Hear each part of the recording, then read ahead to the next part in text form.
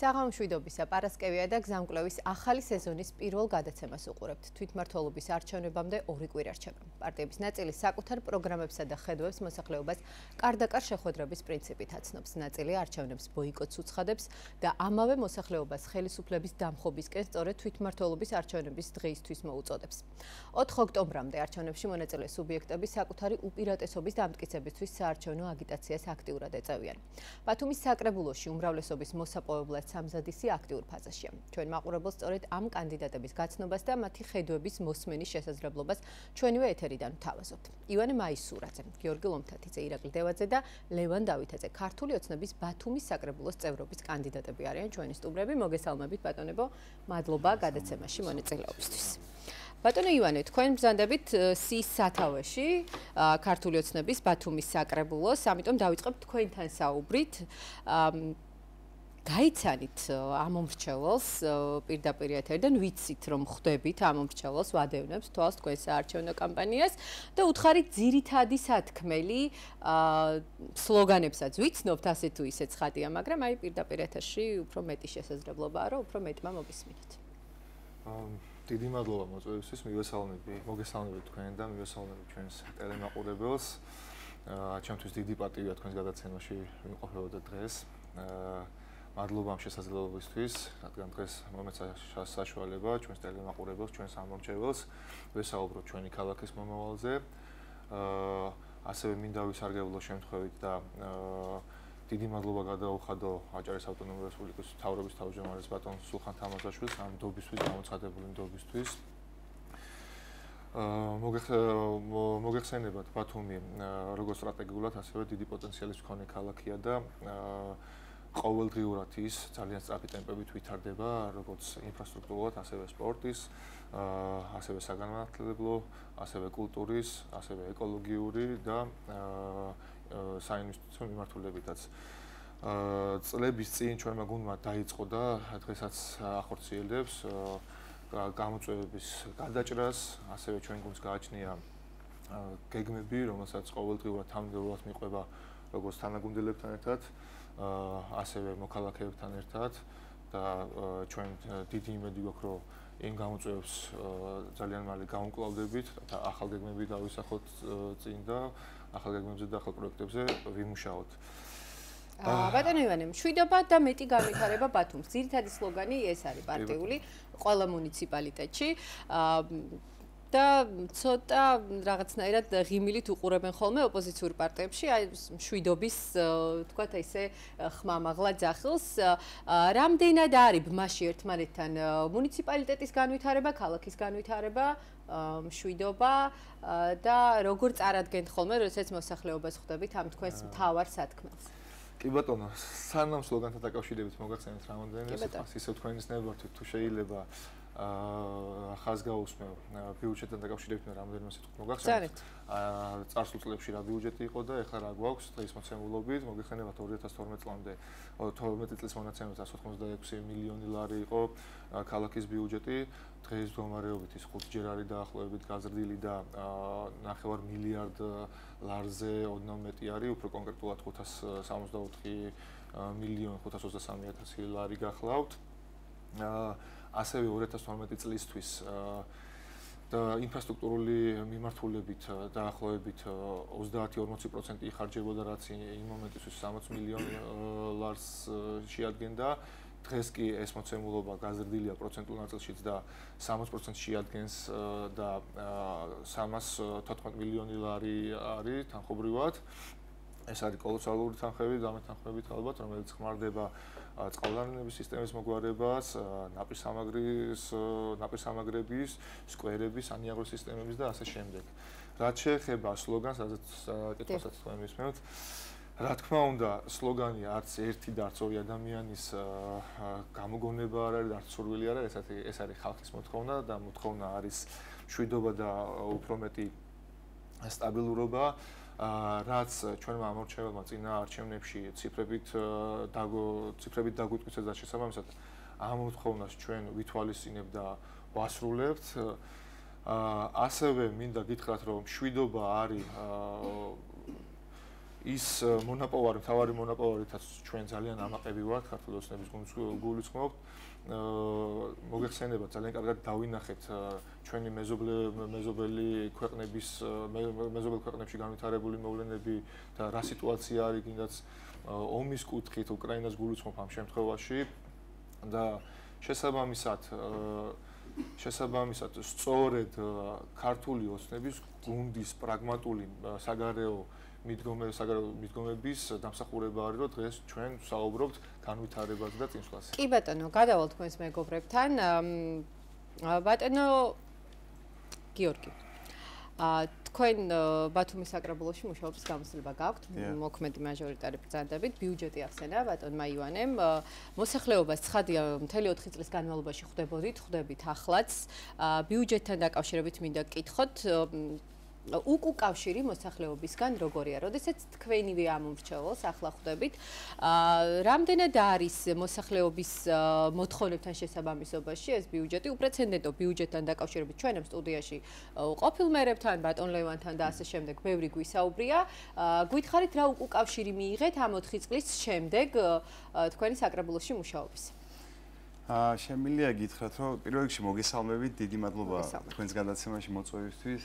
დიდი მადლობა ტელემაყურებელს მინდა გადავუხადო ასევე.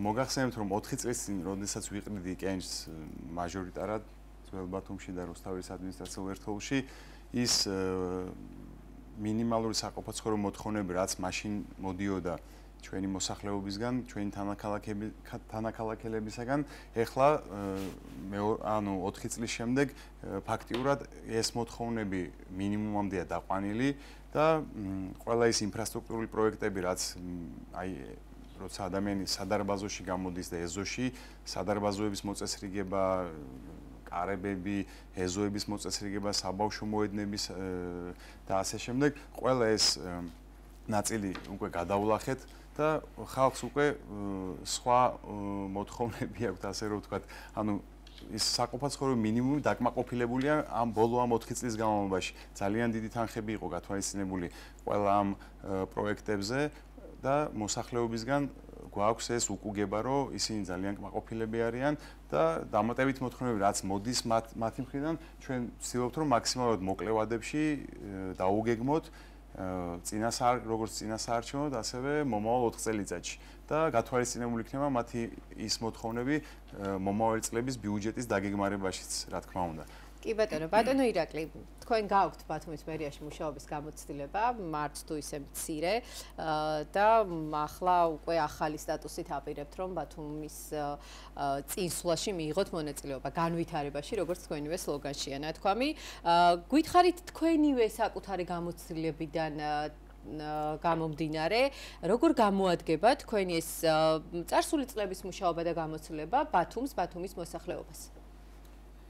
საღამოშიდობისა, პირველ რიგში მინდა რომ მადლობა გადაუხადო ჩვენს გუნდს იმ დომბისთვის და იმ მანდატისთვის, რომელიც ჩვენ ყველას მოგვანიჭა და ეს ჩემთვის განსაკუთრებულად მნიშვნელოვანია, იმიტომ აღმასრულებელ სამსახურში მუშაობა რასაკვირველია ძალიან რთულია. იქ კონკრეტულ პროექტებზე მუშაობ, კონკრეტული დავალებები გაქვს მოქალაქეების წინაშე, მაგრამ საკანონმდებლო დონეზე უკვე აღარ არის უკვე კონკრეტული პროექტები მარტო, იქ მთლიანად მთელი ქალაქის მასშტაბით უნდა დაიგეგმოს პროექტები. ამას აქვს ძალიან დიდი მნიშვნელობა, იმიტომ კოლეგიალური საბჭოა და ჩვენ ყველანაირად უნდა ვეცადოთ იმას, რომ ჩვენი დაგეგმილი პროექტები და ზუსტად საკანონმდებლო დონეზე, რომლებიც ეგ გავა, აუცილებლად უნდა იყოს სწორი გადაწყვეტილება. პირველ რიგში უნდა იყოს სწორი გადაწყვეტილება, იმიტომ რომ ეს მერე აისახება როგორც ბიუჯეტზე, ეს უნდა ამის განვითარება უნდა მოყვეს უკვე აღმასრულებელში ბათუმის მერიაში, ამიტომ ამ შემთხვევაში თვითმმართველობა უნდა იყოს მოწოდების სიმაღლეზე. რაც შეეხება ჩემს გამოცდილებას, კი ბატონო, 12 წელია ვმუშაობ მერიაში სხვადასხვა პოზიციაზე და მე ნამდვილად ვიცი და ნამდვილად ჯერა, რომ ჩვენი გამარჯვება ზუსტად იქნება 4 წლის შემდეგ. 4 ოქტომბერს იქნება ჩვენი გამარჯვება, ეს იქნება ჩვენი ხალხისგან მოცემული მანდატი, მაგრამ 4 წლის შემდეგ, როცა უკვე ჩვენ გადავხედავთ ჩვენს განვლილების 4 წლიან პერიოდს, ეგ იქნება ზუსტად ჩვენი გამარჯვება, როცა უკვე ჩვენ თავისუფლად შეგვიძლია თამამად თქვა ზუსტად ის, რომ ჩვენი განხორციელებული პროექტები ქალაქისთვის იყო მომგებიანი. რაც შეეხება ჩემს მიმართულებას, ახლა თქვენ რაც მე დამისვით, მე ერთ-ერთი ყველაზე ისეთი გამოწვევად ქალაქში მიმაჩნია პარკირების პრობლემა სატრანსპორტო მიმართულებაში და ერთ-ერთი ჩვენი ინიციატივა იქნება, რაც შეიძლება მეტად დავხვეწოთ ახალი პარკირების მოწყობით, ზონალური პარკირების მოწყობით, აი გზაჯვარედინების შუქნიშნების, ჭკვიანი შუქნიშნების მოწყობით, ამისთვის ცალკე ცენტრი შეიქმნება, მართვის ცენტრი, რომელიც გააკონტროლებს ქალაქში ზუსტად სატრანსპორტო მიმართულებას და რა თქმა უნდა, ამ ყველაფერთან ერთად ის პრობლემა, რაც ქალაქის მასშტაბით ახლა გვაქვს, წესიდარიგით ყველა ვარიანტში უნდა გამოსწორდეს. და მთავარი ამაში კიდე საზოგადოებრივი ტრანსპორტია. საზოგადოებრივ ტრანსპორტში ახლა თავის-თავში მოიაზრება ორი მთავარი პუნქტი, რაც არის საზოგადოებრივი ტრანსპორტის, ეგ არის კომფორტი და ეს არის პუნქტუალურობა. სწორედ ამ ჩემი დასახელებული პრობლემის მოგვარებით, რომელიც იქნება ზონალური პარკირების დაწესება, აუცილებლად ქალაქის შემოსასვლელში, გასასვლელში, ან ქალაქის სხვადასხვა ლოკაციებზე, სადაც მივიღებთ გადაწყვეტილებას, რომ განთავსდეს პარკირება, აი ეს ყველაფერი ჯამში მიიღებს ძალიან დიდ შედეგს. ძალიან საინტერესო, როდესაც კონკრეტული პროექტით და პროგრამით საუბრობს დეპუტატობის კანდიდატი ბატონ ლევან. მოვიდა თქვენ დროც. მოგესალმებით კიდევ ერთხელ და მადლობა, რომ ისევ ხართ ჩვენი სტუდიის სტუმარი. ჩვენ ძალიან ბევრი გვისაუბრია ამ სტუდიაში ავარიულ სახლებთან დაკავშირებით. კიდევ რჩება მთელი რიგი გამოწვევები ამ მიმართულებით და თქვენი ჩართვა ახლა უკვე სხვა ამპლუაში ძალიან მნიშვნელოვან წვლილს შეიტანს. მე ყოველ შემთხვევაში ასე ვფიქრობ. გითხარით ამ მიმართულებით რა გაკეთდა ცხადი ამას იმის მიუხედავად რომ ბათუმის მერიაში აღარ იყავით ალბათ თვალს ადევნებდით და რა დარჩა მესმის რომ ბევრი სახლია ისეთი რომელიც ცდილობს რომ ამ თქვათ ნუსხაში მოხვდეს და ასე შემდეგ რა ტიპის გამოწვევები იქნა დაძრეული და რა რჩება ისევ მუნიციპალიტეტის მასშტაბით მოგესალმებით კიდევ ერთხელ მივესალმებით ჩვენს მაყურებელს მადლობა მოწვევისათვის დიახ, თქვენ აღნიშნეთ არჩევნები, 2025 წლის თვითმმართველობის არჩევნები, სულ რამოდენიმე დღე რჩება და ჩვენს ქვეყანაში მომდენო დღეებში ალბათ პოლიტიკური ტემპერატურა კიდევ უფრო აიწევს, თუმცა მჯერა, რომ ქართული ხალხი მიიღებს სწორ გადაწყვეტილებას, რომელიც ჩვენი ქვეყნისთვის გრძელვადიან პერსპექტივაში იქნება მშვიდობის, რა თქმა უნდა, სტაბილურობის და ეკონომიკური კეთილდღეობის და დარწმუნებული ვარ, რომ ჩვენ ყველა ერთად უკვე 4 ოქტომბერს ვიზეიმებთ მორიგ მეათე დამაჯერებელ გამარჯვებას. ვიდრე უშუალოდ საკითხს შევეხებოდე, მინდა რამოდენიმე სიტყვით ასევე მადლობა გადაუხადო ჩვენი მთავრობის თავმჯდომარეს ბატონ სულხან თამაზაშვილს და ზოგადად ჩვენს პოლიტიკურ გუნდს გამოცხადებული დომისათვის ჩვენთვის ეს არის რა თქმა უნდა ერთის მხრივ დიდი პატივი, მაგრამ მეორეს მხრივ ამავდროულად გააზრებული პასუხისმგებლობა და კიდევ ერთხელ მინდა მადლობა გადაუხადო მათ ამ გამოცხადებული დომისათვის. რაც შეეხება უშუალოდ არჩევნების შემდგომ, ესე ვთქვათ, საკრებულოს ფუნქციონალს შეიძლება ითქვას ჩვენთვის მინდა ერთ რამეს შევეხო რომ ბოლო დაახლოებით 10-12 წლის განმავლობაში ჩვენმა ქალაქმა განსაკუთრებული ტრანსფორმაცია განიცადა შეიძლება ესე ვთქვათ და ბუნებრივია ამას მოყვა შემდგომი განვითარება ქალაქის და ამ განვითარებასთან ერთად ბუნებრივია ქალაქის წინაშე დგება და იყო და დღესაც არის გარკვეული გამოწვევები, სწორედ ამიტომ ჩვენი მნიშვნელოვანი ფუნქცია იქნება, რომ სწორად მოვახდინოთ იდენტიფიცირება იმ გამოწვევებისა, რომელიც ქალაქის წინაშე დადგება, მოხდეს მისი დაპრიორიტეტება და შემდგომ ესე ვთქვათ, შესაბამისი ბიუჯეტის ასიგნებების პარამეტრების ფარგლებში მოხდეს შესაბამისი ინფრასტრუქტურული პროექტის იქნება თუ პროგრამების უზრუნველყოფა, რომლის განხორციელების შემდგომაც ჩვენს ქალაქში ცხოვრება ჩვენი ადგილობრივებისათვის და დასვენება ამ ქალაქში ჩამოსული სტუმრებისათვის იქნება კიდევ უფრო კომფორტული და სასიამოვნო. რაც შეეხება საკმაოდ საკითხი არის, რა თქმა უნდა, ერთ-ერთი გარდა იმ სხვა ინფრასტრუქტურული პროექტებისა, რომელიც ქალაქში მიმდინარეობს, მე წინა გადაცემაში, როდესაც ვიყავი, თქვი რომ ეს არის ისტორიული მნიშვნელობის პროექტი, თავის შინაარსიდან გამომდინარე პროექტი, რომელიც მიზნად ისახავს დაახლოებით 1300 მეტი ოჯახის უსაფრთხო საცხოვრისში გადაყვანას და მოგვარებას ამ პრობლემისას. პროგრამის ფარგლებში ეს არის მხარდაჭერილი ცენტრალური ხელისუფლების ადგილობრივი მთავრობისა და მერიის ერთდროული პროექტია, შეიძლება ითქვას. თავიდან ჩვენ დავიწყეთ დაახლოებით ბიუჯეტი იყო 100 მილიონი ლარი, დღეს მდგომარეობის ეს გაზრდილია 150 მილიონ ლარამდე. გამოწვევები რა თქმა უნდა რჩება, თუმცა გაკეთებული საქმეები, რომელიც ამ ბოლო პერიოდის განმავლობაში განხორციელდა ავარიული სახლების ნაწილში, არის საკმაოდ მნიშვნელოვანი და შედეგიანი, იმიტომ რომ დაახლოებით 18 მისამართზე უკვე ჩატარებულია სარეაბილიტაციო სამუშაოები, სადაც ოჯახები, ესე ვთქვათ, სახლები გამაგრებას ექვემდებარებოდა, ხოლო 11 მისამართზე მიმდინარეობს გამაგრებითი სამუშაოები და ჯამში 1500 ოჯახის პრობლემა მოგვარდება უახლოეს პერიოდში, რაც პრაქტიკულად შეიძლება ითქვას, რომ დაახლოებით ნახევარია იმ, ესე ვთქვათ, ავარიული სახლებისა, რომელიც დღეს ქალაქის წინაშე გამოწვევად რჩება. გარდა ამისა, ჩვენ გვაქვს მიმდინარე პროექტები, დაახლოებით 800 ოჯახამდე უზრუნველყოფილი იქნება ახალი საცხოვრისებით, იმიტომ რომ მიმდინარეობს ქალაქში რამოდენიმე ლოკაციაზე ახალი საცხოვრებელი სახლების მშენებლობა და პრაქტიკულად ეს არის 2300 ოჯახი, რომელიც ამ პროგრამის მიმდინარე პროექტის დასრულების შემდგომ გადაწყვეტილი იქნება. ეს ჯამში რო შევაფასოთ და შედეგი რო დავდოთ, ესე ვთქვათ, შევაფასოთ შედეგობრივად, ეს არის დაახლოებით 75%-ზე მეტი, რაც დღეს მდგომარეობით რეგისტრირებულია ქალაქ ბათუმის მუნიციპალიტეტის მერიაში. თუმცა აქვე აღნიშნავ, რომ ბოლო დღემდე გრძელდება განცხადებების მიღება, დაახლოებით 300 მეტი განცხადება, თუმცა ეს დამატებითი განცხადებები, რომელიც შემოდის, იგი გაიგზავნება ზოგადად სამხაროლის ექსპერტიზის ეროვნულ ბიუროში და დასკვნების შესაბამისად უკვე ხდება პროგრამაში ჩართვა. პროგრამის ფარგლებში არის ორი მიმართულება, ეს არის რენტაბელური და არარენტაბელური.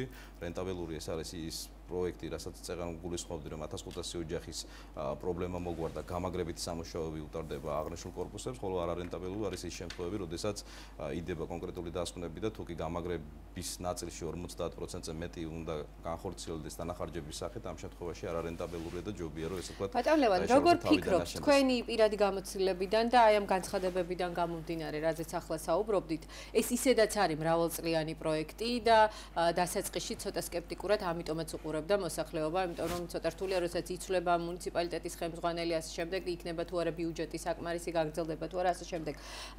თქვენ აღნიშნეთ, რომ 100 მილიონი დაიწყო, გაიზარდა და ასე შემდეგ. იქნება თუ არა მომდევნო წლებში იმის საჭიროება, რომ აი ეს ნუსხა გაიზარდოს, მომლოდინე კორპუსების ბიუჯეტი გაიზარდოს და კიდევ უფრო მასშტაბური და მრავალწლიანი გახდეს ეს ყველაფერი. უნდა აღინიშნოს, რომ საბინაო ფონდი, რომელიც ქალაქ ბათუმის მუნიციპალიტეტის მერიას გააჩნია, ამ ეტაპისათვის სავსებით საკმარისია იმისათვის, რომ შემოსული განცხადებების ნაწილში მოხდეს მათი უზრუნველყოფა, თუმცა არის რიგი პრობლემები, ეს ადრეც იყო და დღემდე ეს ეგრძელდება, იმიტომ რომ თქვენ იცით, რომ პროგრამაში ჩართვა ხდება იმ შემთხვევაში, როდესაც 100%-იანი თანხმობა არის ამ ხანაგობის მხრიდან, ამ ნაწილში იყო გარკვეული პრობლემები, ასევე პრობლემა იყო მეორე ნაწილი, ეს არის რომ ჩვენ გარდა იმისა, რომ მუნიციპალიტეტი უზრუნველყოფს სახლის დემონტაჟს, ადამიანების ქირაში გაყვანას და შემდგომ უკან დაბრუნებას, ასევე მეორე ნაწილი არის, რა ნაწილში ჩვენ გვაქვს ხელშეწყობა, იგივე ინვესტორების ნაწილში, რამე თუ ინვესტორი ესე ვთქვათ დამატებით თავაზობს ფართებს ჩვენსთან ესე ვთქვათ მოქალაქეებს, ჩვენ ამ ნაწილში არ ვზღუდავთ, მაგრამ იმ ნაწილში, როდესაც ჩვენთან შემოდიან თანამშრომლობაში, ჩვენ ვაძლევთ ერთ-ერთის პრინციპით, ხოლო ამ შემთხვევაში ინვესტორი ესე ვთქვათ თავაზობს დამატებით, ამიტომ არის რიგი შემთხვევები, როდესაც ჩვენთან ვერ მოდიან თანამშრომლობაზე, იმიტომ რომ აქვს თქვათ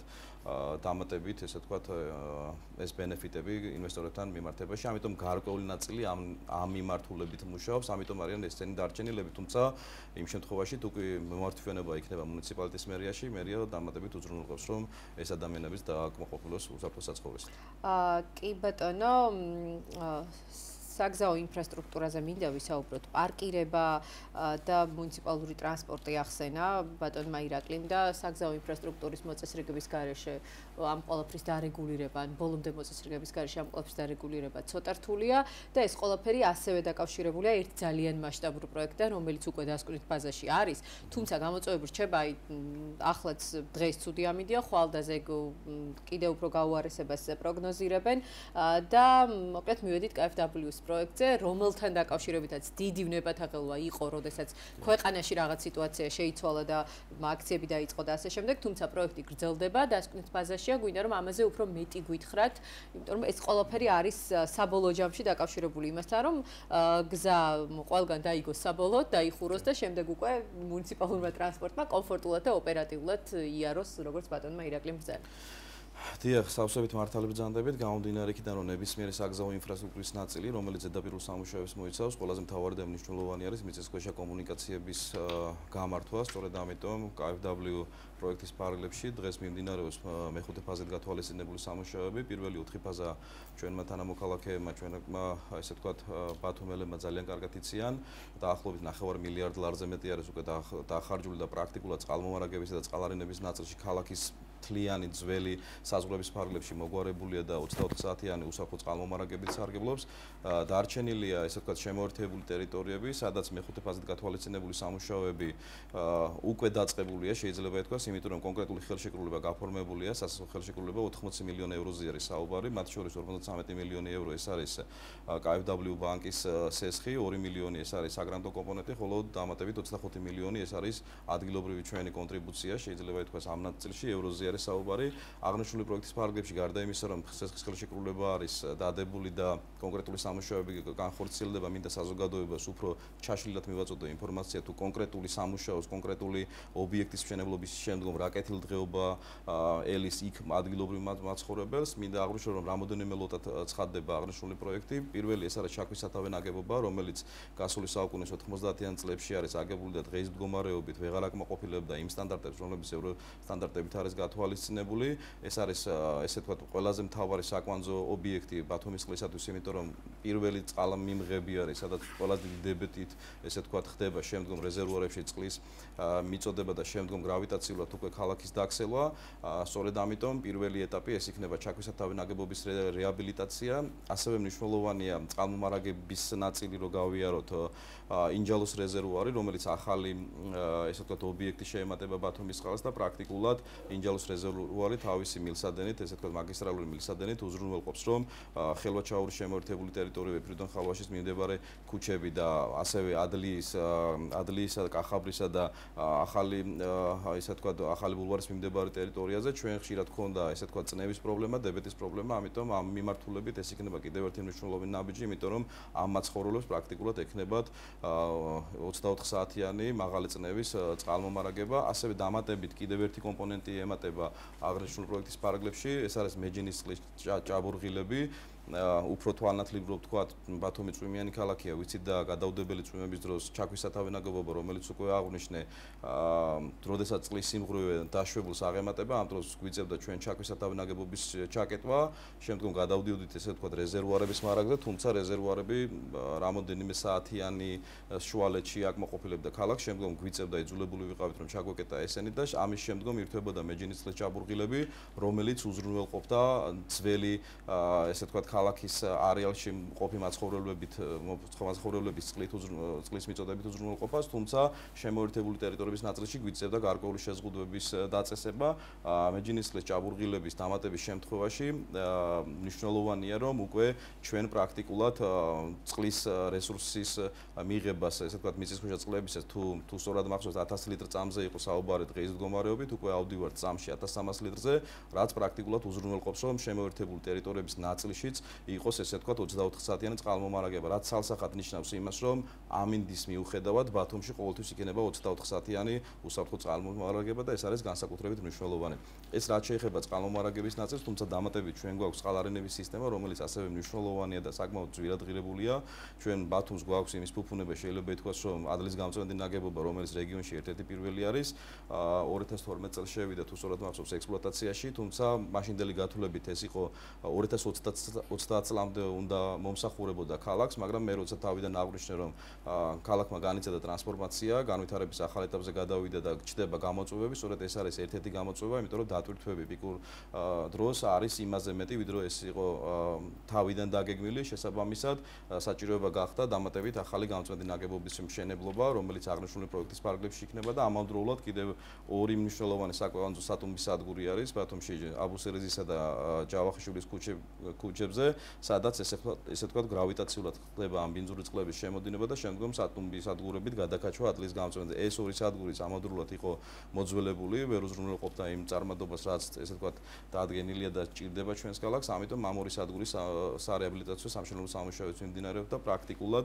ამ პროექტის განხორციელების შემდგომ დაახლოებით შეიძლება ითქვას, რომ 90%-ზე მეტი ესე ვთქვათ ამ წყალმომარაგებისა და წყალარენების ნაწილში გადაჭრილი იქნება, თუმცა ქალაქი მზარდია და შესაბამისად ეს გამოწვევები გზადაგზა ესე ვთქვათ ემატება, ამიტომ სავარაუდოდ შესაძლებელია რომ ფაზა 5+ და ასევე ფაზა 6-იც გქონდეს რამოდენიმე წელიწადში. თუმცა ბატონ ლევან, ეგრეთ წოდებულ შემოერთებულ ტერიტორიებთან დაკავშირებით, რომლებიც უკვე დიდი ხანია შემოერთებულია და შეიძლება რომ სხვა სახელითაც მოვიხსენიოთ, თუმცა ვართ ასე მიჩვეული, მანდაც უკვე დაწყებულია გარკვეული ტიპის სამუშაოები და შეიძლება ითქვას, რომ რაღაც ნაწილს, თქვათ, უახლოეს წლებში უკვე დასრულებული ჰქონდა ეს. ხშირად ამ მიმართულებით მოსახლეობა გვეკითხება, გვირეკავს, ვისაც მოგმართავენ ხოლმე, იგივე წყალმომარაგებასთან დაკავშირებით, იმიტომ რომ რჩება მოსახლეობისგან ეს სფეროც თქვენთვის ძალიან ნაცნობია და ამიტომ გეუბნებით, როდესაც თქვათ წყალმომარაგება წყდება, იქ არის გარკვეული ნაწილი დარჩენილი, რომლებიც ვერ თქვათ არ არიან ბოლომდე ინფორმირებული, ვის უნდა მიმართონ ამ შემთხვევაში. ანუ აი ეს კომპეტენციები მე როდესაც ვახსენე ინჯალოს რეზერვუარის მშენებლობა აღნიშნული გულისხმობს სწორედ ამ დასახლებაში წყლის პრობლემის გადაჭრას მოგვარებას. მე როგორც მაქვს ინფორმაცია 18 თვიანი არის ეს ხელშეკრულება, სადღაც დაახლოებით 2027 წლის აპრილის თვეში შევა ექსპლუატაციაში და სრულად იქნება დასრულებული, თუმცა ეტაპობრივად შესაძლებელია რომ გარკვეული უბნების ეტაპობრივი ჩართვაც განვახორციელოთ შესაძლებლობის ფარგლებში, ბუნებრივია შეთანხმებით ჩვენს პარტნიორ კომპანიასთან, რომელიც იქნება ამ სამუშაოების განხორციელებელი და ზედამხედველი კომპანია, რომელიც ასევე უცხოური კომპანია, რომელმაც დააპროექტა და უზრუნველყოფს ზედამხედველობას ამ ნაწილში. კი ბატონო, მადლობა. ჩვენ ვახსენეთ ქალაქის ზრდა, ქალაქის ზრდასთან, მოსახლეობის ზრდასთან დაკავშირებით იზრდება მოთხოვნები და კიდევ ერთი ძალიან მნიშვნელოვანი გამოწვევა არის საღმრთელო დაწესებულებები. ყოველწლიურად ვითვლით ხოლმე, რამდენი მომლოდინე ბავშვია, რამდენი ვთქვათ ემზადება იმისთვის, რომ დარეგისტრირდეს ბაზაში და ასე შემდეგ. ჩვენ ვიცით, რომ ბაღების დიდი რაოდენობა რემონტდება, იქ ახალი შენდება და ასე შემდეგ. ძალიან საინტერესოა, როდესაც აღმასრულებელი ხელისუფლებიდან გადაინაცვლებენ ხოლმე, აი უკვე კარგად იგებენ, რამდენად რთულია აღსრულება იმ ყველაფრის, იმ თუნდაც მეტეოროლოგიურ პირობებში. ბატონ ირაკლი ძალიან ბედნიერია ამას, რომ ისმენს ახლა. გითხარით მოკლედ, აი ისეთივე კონკრეტული გეგმა, ვთქვათ, ბიუჯეტთან მიმართებაში, თუნდაც საჭიროებებთან მიმართებაში და დარწმუნებული ვარ, როდესაც ეზოებში შეხვედრებზე დადიხართ ლოკალურად, ძალიან ბევრი მოგმართავთ აი ამ თხოვნით. გითხარით, რას აპირებთ ამასთან დაკავშირებით? კი ბატონო, როგორც აღნიშნეთ, ქალაქი ნამდვილად მზარდია და ეს ძალიან კარგია და შეუცვლელი პროცესია. შესაბამისად მოთხოვნაც იზრდება. რა თქმა უნდა, ჩვენი გუნდის პრიორიტეტი იყო და რჩება ჩვენი მომავალთაობის კეთილდღეობა და შექმნა საჭირო ინფრასტრუქტურის, ბაღებიც არ არის თავისთავად გამონაკლისი. ჩვენ დღეს მდგომარეობით ქალაქში 38 ბაღი გვაქვს. რაც რა თქმა უნდა არ არის საკმარისი. დღეს მდგომარეობით 27 ბაღი არის მოქმედი. ბოლო 4 წლის განმავლობაში 6 ახალი ბაღი აშენდა და 4 სრული რეაბილიტაცია ჩაუტარდა. ასევე დღეს მდგომარეობით გვაქვს 9 არის რეაბილიტაციის ქვეშ და 2 არის მიმდინარე. აქვე მინდა გითხრათ, რომ ოცნების ქალაქში მშენებლობაზე, ბაღის მშენებლობას გამოცხადა ტენდერი, 8000 ბაღის მოსწავლე არის ამ ეტაპზე დარეგისტრირებული და 800 მომლოდინე გახლავთ. რა თქმა უნდა, ესეც ერთ-ერთი გეგმის ნაწილია, ჩვენ მომავალში ვაპირებთ გაზრდა სამრაოდ ბაღების მშენებლობის რაოდენობის, უფრო სხვა სისტემაზე გადავალთ, ალბათ სიახლეებით, რა თქმა უნდა. აი გულისხმება სხვა სისტემაში. სხვა სისტემაში იგულისხმება, რომ ალბათ უფრო ანუ ინფრასტრუქტურულ ნაწილში ჯერ კიდევ ძველ სისტემებზეა ბაღი ადაპტირებული. დღეს არის იმის საშუალებები საერთაშორისო ორგანიზაციებთან კომუნიკაციით თავისთავად. ისინი გვაძლევენ რაღაც რეგულაცია, კონკრეტულ რეგულაციებს, ამას დაკავშირებით თუ მოგვიანებით მოგახსენებთ. აუცილებლად იმედი გვაქვს, რომ არჩევნების შემდეგაც ესე აქტიურად ითანამშრომლებთ.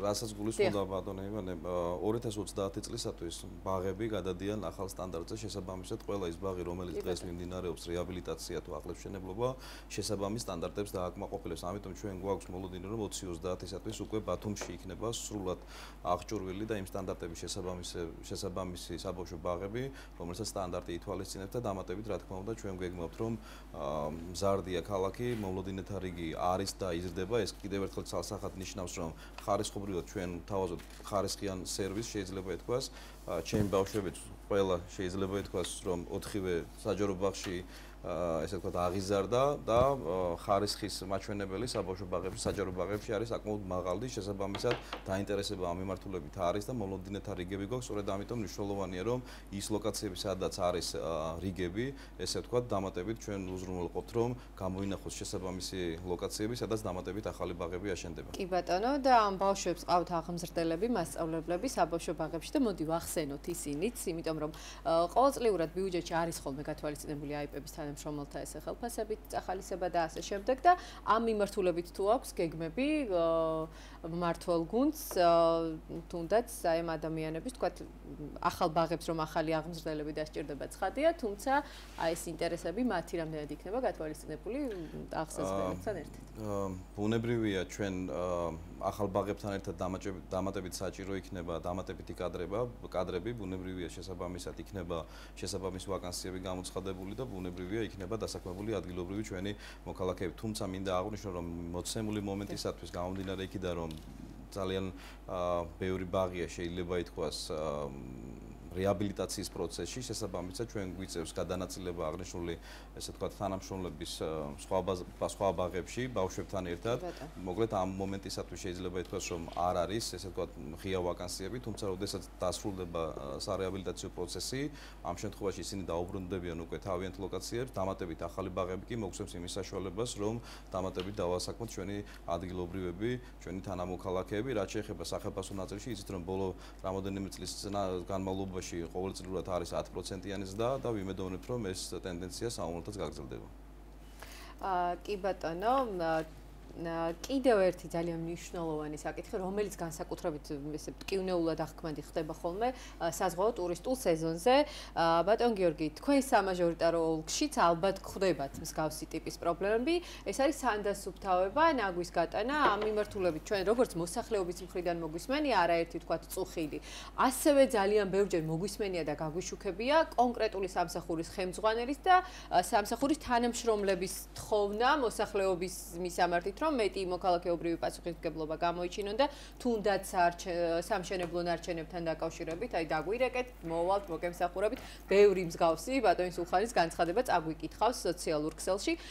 გითხარით ამ მიმართულებით თუ გააქვთ გეგმები, იმიტომ რომ ყოველწლიურად თითქმის ყველა მუნიციპალიტეტში არის ხოლმე იგივე უცხოეთის ჩართულობით გრანტები, თქვათ რაღაც სხვა ზომები და ასე შემდეგ და რამდენად თქვენს მუნიციპალიტეტში საკმაოდ ესეთი ნაყოფიერი და ხანგრძლივი გამოცდილების მქონე ხართ და ეს არ იქნება თქვენთვის უცხო ეს გამოწვევა, როგორ ფიქრობთ, რამდენად დროში ოპერატიულად გამოსწორებადი შეიძლება იყოს ეს?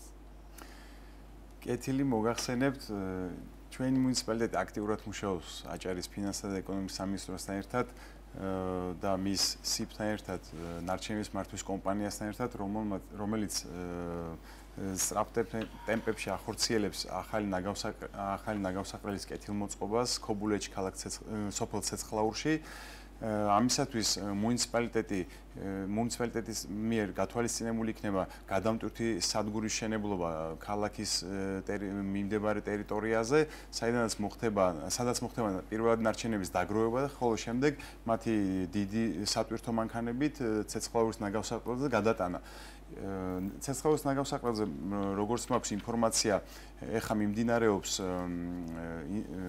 სეპაერების საწარმოს მოწყობა, ასევე ინსინერატორის მოწყობა, ხოლო ძველ ნაგავსაყრელსაც შეეხება ქალაქის ტერიტორიაზე მალე დაიწყება მისი დახურვა კონსერვაციის პროცესი და როდესაც ის მთლიანად დაიხურება, იქ მოეწყობა ახალი სივრცე, ანუ მწვანე სივრცე. ბატონ გიორგი, ცეცხლაურის ნაგავსაყრელთან დაკავშირებით ჩვენ ცხადია შესაბამის უწყებასთან უფრო მეც ვილაპარაკებთ და ამასთან დაკავშირებით თქვენ არც ხართ ვალდებული ესე დეტალურად გვესაუბროთ. უბრალოდ გვინდა პირობა მოგცეთ, რომ როდესაც სანდასუფთავების სამსახური შემოვა საკრებულოში მოთხოვნით, რომ მეტი მანქანა სჭირდებათ, მეტი თანამშრომელი სჭირდებათ და ასე შემდეგ, თქვენი მხარდაჭერის იმედი გქონდეს ჩვენ მოსახლეობას და ეს ადამიანები ზამთარშიც სტიქიის დროს ყველას გვახსოვს, ნამდვილად ძალიან ღირსეულად უმკლავდებოდნენ და ყველაზე მეტი წილი პასუხისმგებლობა და შრომაც ამ ადამიანებზე მოდიოდა და მინდა რომ ესე თქვენი მხარდაჭერის რა გამოუცხადოთ ამ ადამიანებს შესაბამის დროს. მე დავამატებდი რომ ნამდვილად სანდასუფთავებას აქვს კოლოსალური სამუშაო ქალაქის მასშტაბით, როგორც უკვე აღნიშნეთ, დატვირთვა ქალაქზე მზარდია. ბოლო სტატისტიკას რო გადავხედოთ დაახლოებით 2018 წელს თუ წლიურად ნარჩენების ნაწილში იყო დაახლოებით 90000 ტონა წლიურად შეგროვებული ნარჩენი, უკვე 2025 წლისათვის დღეის მდგომარეობით უკვე არის 122000 ტონა, რაც ძალსაღად ნიშნავს, რომ ყოველწლიურად ნარჩენების მართვის კუთხით ჩვენ გამოწვევები გვეძლება. ამიტომ გარდა იმისა, რომ გარკვეულწილად არის გადახალისებული მატერიალურ-ტექნიკური ბაზა და ტექნიკა სანდასუფთავებაში, ჩვენი მხარდაჭერა რა თქმა უნდა ექნება, იმიტომ რომ დამატებით საჭირო არის ახალი ტექნიკის შესყიდვა, რომელიც კიდევ უფრო ოპერატიულს გახდის ჩვენ სანდასუფთავების სამსახურს და კიდევ ერთხელ მათ მადლობა ამ გაწეული შრომისათვის. კი ბატონო, თქვენ კიდევ გექნებათ ცხადია საშუალება, რომ თქვენს დაპირებებზე ისაუბროთ სხვა გადაცემაშიც და აქაც იმედი მაქვს კიდევ ერთხელ გამოთქვამ იმის, რომ როდესაც საკრებულოს წევრები გახდებით ხშირად გვექნება თანამშრომლობის საშუალება, დასასრულისკენ წავიდეთ. ბატონო ივანე, როგორც დავიწყეთ თქვენთან საუბრით, მინდა რომ დასასრულსაც თქვენ მიმართოთ ისევ ჩვენი ეთერის საშუალებით ჩვენს მაყურებელს, თქვენს ამომრჩეველს და უთხრათ რატომ 41, რატომ ივანე მაისურაძე, ლევან დავითაძე, ირაკლი დევაძე, გიორგი ლომთათიძე და კიდევ ბევრი სხვა, რომლებიც თქვენს სიაში თქვენს გვერდით არის. კიდევ ერთხელ თქვენის ნებართვით, ვისარგებლებ შემთხვევით და ჯერ ბატონ გიორგი ცინცაძესთან დაკავშირებით მინდა 1-2 სიტყვით მოგახსენოთ, თუ შეიძლება რა თქმა უნდა. ბრძანეთ. ბატონ გიორგისაც დიდი სიამოვნებით ველოდებით ეთერში ყოველთვის, როდესაც ის იქნება მზად, რომ ისაუბროს. მოგეთ ეს არის არაჩვეულებრივი გადაწყვეტილება ქართული ოცნების გუნდის მხრიდან, რადგან ეს ადამიანი არის ძალიან განათლებული, აქვს ძალიან ბევრ ძალიან მნიშვნელოვან თანამდებობას ნამუშევარი, მას აქვს ძალიან დიდი გამოცდილება, მას აქვს ის უნარები, რომელიც წარადგება მომავალში ჩვენს ქალაქს განვითარებას, წინსვლას და ყველა ეს მისი თვისება მე ხმამაღლა ვთქვი, შემიძლია ხმამაღლა ვთქვა, რომ ის იქნება ალბათ ერთ-ერთი ყველაზე ღირსეული მერი ჩვენი ქალაქის და რა თქმა უნდა ჩემი ხმა ბატონ გიორგის. რაც შეეხება გუნდს ჩვენს რატომ უნდა მოგცეს ჩვენი ხმა პირადად მე ბატონებს მოგეხსენებათ 2012 წელს ქართული ოცნების გუნდი მოვიდა შვიდობით ხელისუფლებაში და ამ შვიდობაზე შვიდობისკენ მოგვიწოდებს და ამ შვიდობისკენ მოგვიწოდებს თავისთავად და ეს მშვიდობა ჩვენი მთავარი მონაპოვარია და ჩვენი მთავარი ღირსება არის სრულიად მშვიდობით მოვიდნენ არანაირი ტყვით და არანაირი იარაღით და ამითაც ჩვენ რა თქმა უნდა ბედნიერები ვართ. ქართული ოცნების გუნდის მმართველობის ქვეშ განვითარდა ძალიან ჩვენი ქვეყანა და ჩვენი რეგიონი და უფრო მეტი განვითარებისთვის თავისთავად მოუწოდეთ ჩვენ მოსახლეობას, რომ შემოხაზონ 41 ოქტომბერს და იყვნენ ჩვენთან ერთად და ერთად მოვიპოვოთ ეს დიდი გამარჯვება. დამეტი სარგებელი მოუტანოთ რა თქმა უნდა ჩვენს ქვეყანას და რა თქმა უნდა ბოლოს ისევ ჩვენი სლოგანი მშვიდობა ჩვენს ქვეყანას და მეტი განვითარება და სიკეთე ჩვენს ბათუმს. მადლობა, წარმატებით. ერთ რამეს დავამატებდი კიდევ ძალიან მნიშვნელოვანი პროექტი ალბათ გსმენიათ უკვე, რომელიც დაინიცირა ჩვენი რეგიონის ახალმა ხელმძღვანელობამ ბატონმა სულხან თამაზაშვილმა და ბატონმა გიორგი ცინცაძემ. ეს არის ის, რომ ქალაქის შემოსასვლელში გვირაბიდან საბაგირომდე მოხდება ახალი 4 ზოლიანი მაგისტრალის მშენებლობა და ეს მთლიანად განტვირთავს ქალაქის შემოსასვლელში იმ საცობებს, რომელიც დისკომფორტს უქმნიან როგორც ჩვენს თანამოქალაქეებს, ასევე ტურისტულ სეზონზე ჭარბად მოზღვევებულ ავტო ტრაფიკს. და ეს ძალიან მნიშვნელოვანი შენატანი იქნება ჩვენი რეგიონის განვითარებაში, რომელიც 60 მილიონ ლარს მოიცავს. და ის უკვე დაინიცირებულია ჩვენი საქართველოს მთავრობასთან და სავარაუდოდ მომავალ წლიდან მის განხორციელება დაიწყება. მადლობა გადაცემაში მონაწილეობისთვის. წარმატებებს გისურვებთ. გზამკვლევი დღეს ამით დასრულებულია. ჩვენ ერთმანეთს მომდევნო პარასკევს შევხვდებით. ნახვამდის.